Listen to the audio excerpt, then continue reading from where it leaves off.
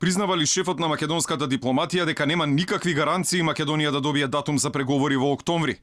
Во телевизиска дебата, запрашан од подпредседателот на ВМРО ДПМН Александар Николовски дали очекува во декември македонската влада да има првата меѓуресорска средба со Европската комисија за старт на преговорите со Унијата, Димитров вели дека не е сигурен кога таа ќе се случи. Дали во декември ние ќе имаме прва меѓуресорска средба помеѓу македонската влада и Европската комисија за почеток на преговори со Европската унија? Каква ви е проценката? Мислам дека влогот е преголем и дека е непријатно да не се каже не. После толку чекање, после пресврт демократски, што опозицијата веројатно слушаме не го прифаќа, меѓутоа сите извештаи тоа го потврдуваат и решени прашања на многу европски начин. Компромис кај што нема нити кај нас еуфорија, нити таму еуфорија. Не гледам некое славење околу ова договор, ако бил толку лош за нас. И мислам дека не знам дали ќе биде плодно, можеби пак ќе се видиме, пак ќе разговараме за договорот.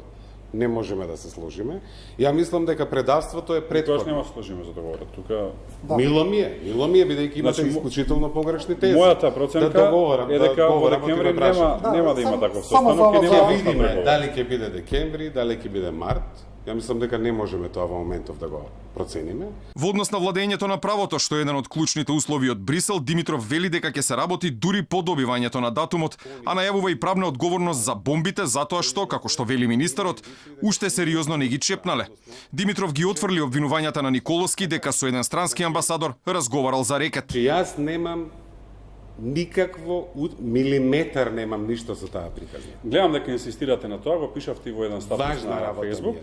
Очигледно ви е важна. Затоа што планината наша што доаѓа после датумов, за кој што толку се бориме, е токму да се справиме со оваа грозна спрега на подземјето, па измешано, па тоа што излезе преку бомбите, ние уште сериозно го немаме чепнато и ќе го чепне. За бомбите видовме, да видиме сега за ова.